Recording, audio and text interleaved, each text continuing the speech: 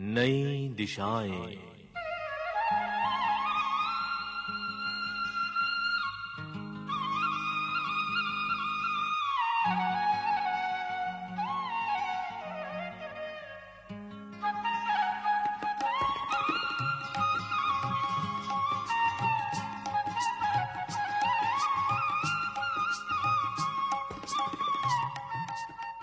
राष्ट्रीय शैक्षिक अनुसंधान एवं प्रशिक्षण परिषद के केंद्रीय शैक्षिक प्रौद्योगिकी संस्थान के रेडियो प्रभाग द्वारा प्रस्तुत है लिंग भेद के अंतर के कारण पैदा हुई सामाजिक समस्याओं पर आधारित इस श्रृंखला के अंतर्गत कार्यक्रम अहिल्याबाई होलकर।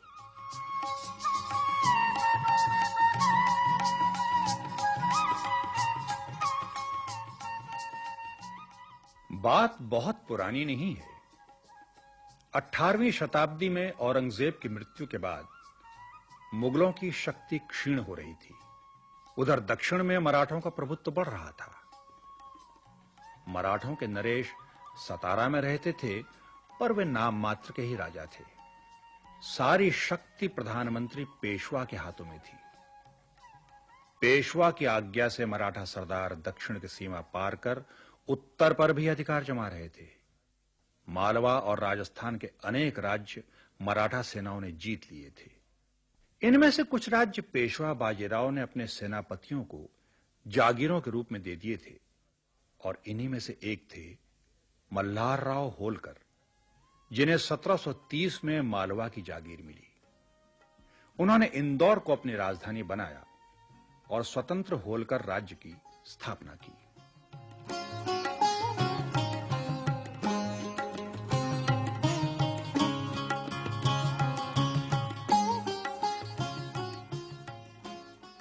उनका एकमात्र पुत्र था खंडेराव। खंडेराव पिता जैसा पराक्रमी नहीं था और न ही उसकी राजकाज में अधिक रुचि थी। इसीलिए मल्हार राव ऐसी पुत्र वधू चाहते थे जो उनके बाद उनके पुत्र और होलकर राज्य दोनों को ही संभाल सके। एक बार एक मुहिम से लौटते हुए उन्होंने एक छोटे से गांव चौड़ी में पड़ाव डाला। शाम का समय था। गांव के शिव मंदिर में आरती हो रही थी।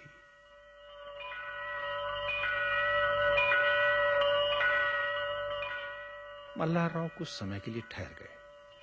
कर्पूर गौरम करुणावतारम संसार सारम भुजगेंद्रहारम सदा वसंतम हृदयारविंदे भवम भवानी सहितं नमामि भवं भवानी सहितं नमामि भवं भवानी सहितं नमामि।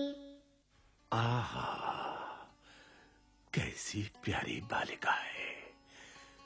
कितना सौम्य सुंदर चेहरा है। 7-8 वर्ष की इस नन्ही सी उम्र में ही चेहरे पर कैसी शांति, कैसा तेज है। क्यों भाई? जी। ये बच्ची कौन है?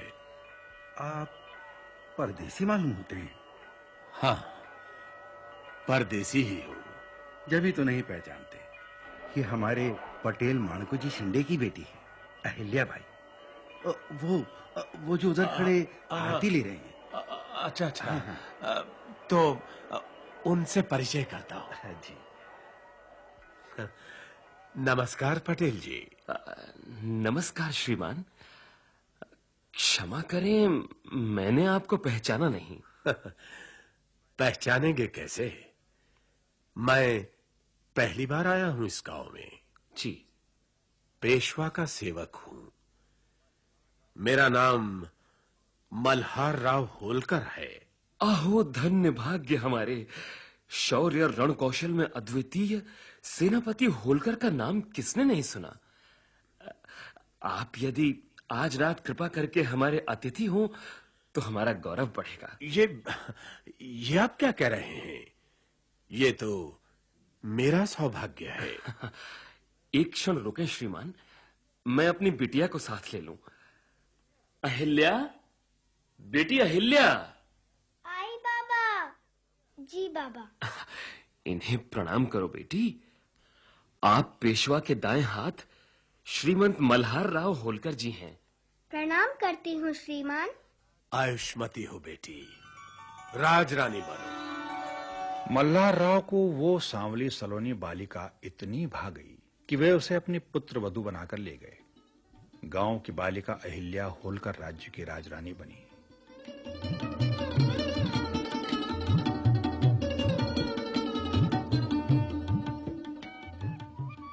पिता के यहां उसे पढ़ने लिखने की शिक्षा मिली थी और धर्म ग्रंथों के प्रति श्रद्धा और बड़ों की सेवा का संस्कार मिला था। ससुराल में आकर जल्दी ही अपने मधुर व्यवहार से उसने अपने सास ससुर और परिवार के सभी लोगों का मन जीत लिया। सास की देखरेख में उसने घर परिवार की और ससुर के प्रोत्साहन से राजकाज की सारी जिम्मेदारी संभाल ली। इस बीच उनके एक पुत्र मालेराव और एक पुत्री मुक्ताबाई भी हुई। अहिल्याबाई के संपर्क से खंडेराव के स्वभाव में भी अंतर आया और वे भी राजकाज में दिलचस्पी लेने लगे। योग्य शासन प्रबंध से प्रजा सुखी और समृद्ध थी और अहिल्याबाई के तो सभी प्रशंसक थे।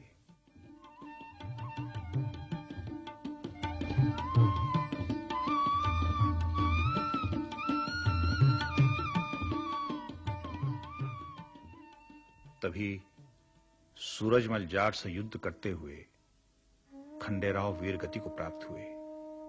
अहिल्याबाई सती होना चाहती थीं, पर उनके ससुर मल्हार राव ने कहा, नहीं नहीं नहीं बेटी, नहीं। अब तू ही मेरा बेटा है।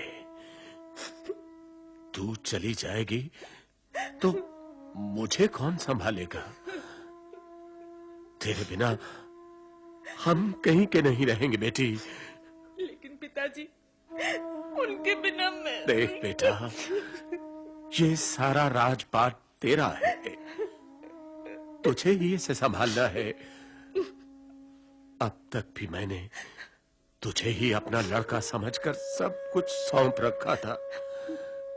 बेटी, तू रहेगी तो मैं समझूंगा मेरा खंडेराव अभी जिंदा है। तुझे देखकर मैं सारा दुख भूल जाऊंगा। बेटी, सती होने की बात भूल जा। तू तो महासती है। तू हम सबके लिए, सारी प्रजा के लिए जीवित रहेगी बेटी। तू जीवित रहेगी तभी तेरा ये बूढ़ा बाप जीवित रह सकेगा।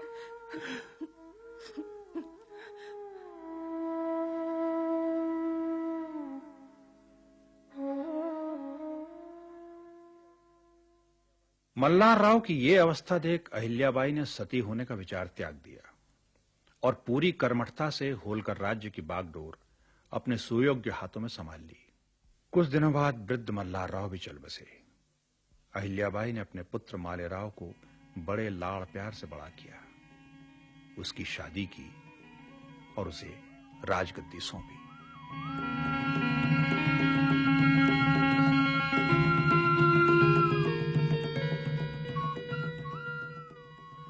देखो बेटा, तुम एक तेजस्वी और पराक्रमी व्यक्ति के वंशधर हो। तुम्हें सरदारी का विचार कर राज्य चलाना चाहिए। विवेक के द्वारा कामकाज में चित्त लगाकर जिस प्रकार कैलाशवासी महाराज मल्हार राव राज्य करते आए थे, वैसा ही तुम्हें भी करना चाहिए। दूरदर्शिता से काम लेकर पितामह से भी अधिक कीर्ति प्राप्त करने में ही तुम्हारा गौरव है।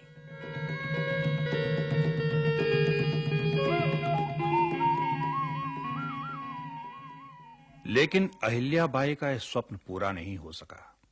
राज तिलक के कुछ ही दिन बाद मालेराव ऐसा बीमार पड़ा कि फिर उठ न सका।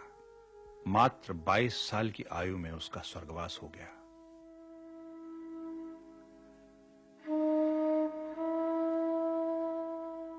इकलौते बेटे की मृत्यु का अहिल्याबाई को अपार दुख हुआ, लेकिन प्रजा के प्रति अपने कर्तव्य का ध्यान कर उन्होंने एक बार फिर अपने आंसू पोंछ डाले और राजकाज में लग गईं। इसी समय होलकर राज्य के एक पुराने अधिकारी चंद्रचूड़ ने पेशवा के विश्वासपात्र राघोबा को पत्र लिखा कि होलकर राज्य इस समय स्वामीहीन है, तुरंत आइए, बड़ा अच्छा मौका है।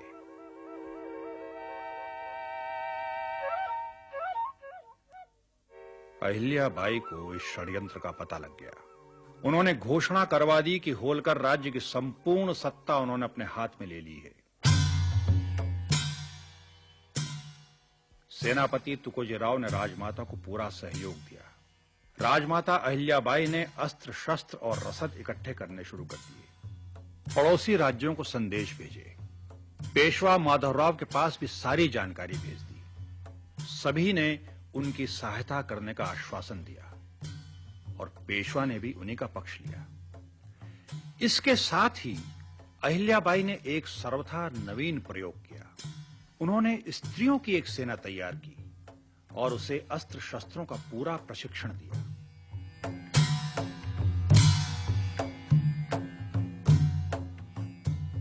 अब वे राघोबा की सेना का मुकाबला करने के लिए पूरी तरह तैयार थीं। उन्होंने राघोबा को संदेश भेजा, सावधान, आपकी सेना के क्षिप्रा नदी के इस पार आते ही हमारी तलवार चलेगी। इस बात का ध्यान रखकर आगे कदम बढ़ाना। आप सेना लेकर मेरा राज्य छीनने आए हैं, पर आपकी ये इच्छा कभी पूर्ण नहीं होगी। आपने मुझे अबला समझा है, पर मैं कैसी अबला हूं इसका पता आपको रण क्षेत्र में चलेगा। मेरे अधीन महिलाओं की सेना आपका सामना करेगी। मैं हार गई तो मेरी हंसी कोई नहीं उड़ाएगा, पर आप हार गए तो कहीं मुंह दिखाने लायक नहीं रहेंगे। फिर एक अबला पर आक्रमण करने का जो कलंक लगेगा वो कभी नहीं मिट सकेगा। इन सारी बातों का विचार कर लड़ाई का मौका नहीं लाएं तो ही अच्छा है। पेशवा के विश्वास पात्र राघोबा को राजमाता अहिल्याबाई का संदेश मिला तो वो चिंता में पड़ गए।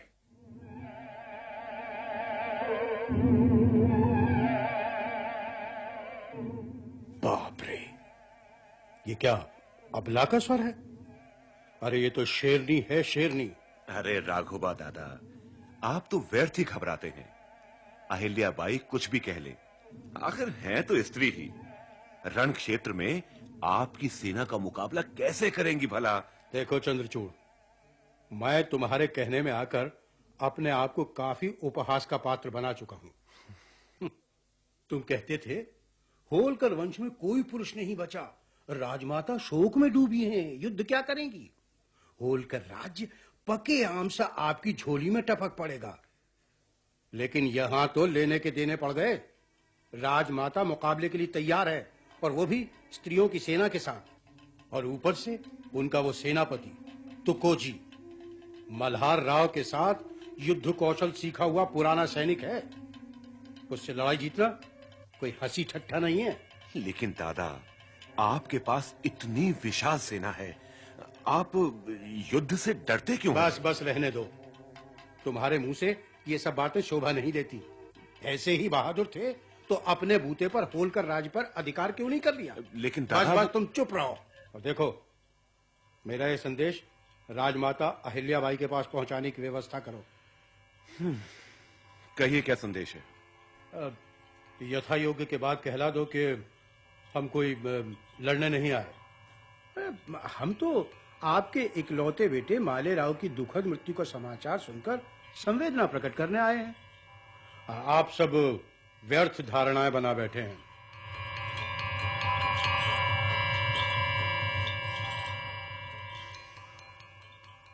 जब अहिल्याबाई को संदेश मिला तो उन्होंने उत्तर दिया, शोक प्रकट करने आए हैं तो इतनी बड़ी सेना क्यों साथ लाए हैं? शोक ही प्रकट करना है तो आप अकेले पालकी में बैठकर आइए। हमारा घर, हमारी सेना, लाव लश्कर कोई आपसे अलग नहीं है। आप पहले की तरह आइए और आराम से यहाँ रहिए।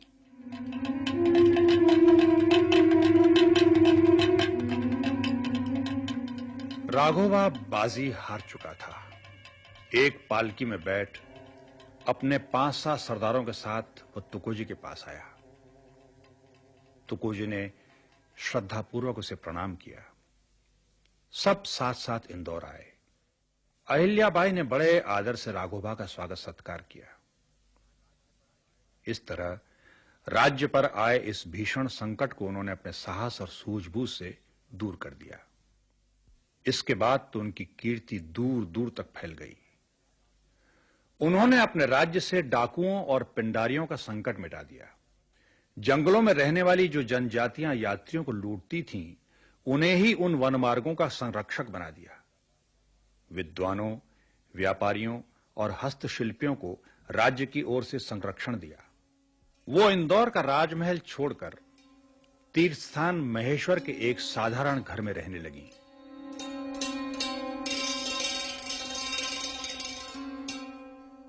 इस घर के दरवाजे दीन दुखियों और मुसीबत के मारे लोगों के लिए हमेशा खुले रहते थे।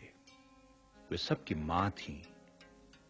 लोग अपनी सारी परेशानियां, सारे दुख उनसे कहने आते और वे भी परिवार के बड़े बुजुर्ग की तरह उसे ध्यान से सुनती और जहां तक हो सकता लोगों के कष्ट दूर करने के उपाय करती। इसीलिए जब 13 अगस्त सन 1795 को महेश्वर के उसी घर में उनका निधन हुआ, तब ये दुखद समाचार बिजली की तेजी से चारों ओर फैल गया।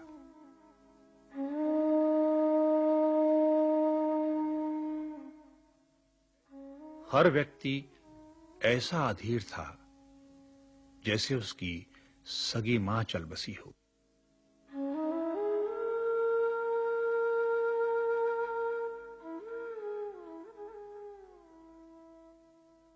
होलकर राज्य को कठिन समय में सुयोग्य नेतृत्व, संरक्षण और स्थायित्व प्रदान करने वाली राजमाता अहिल्याबाई होलकर का नाम केवल मराठों के ही नहीं, बल्कि समूचे भारत के इतिहास का एक सुनहरा पृष्ठ है।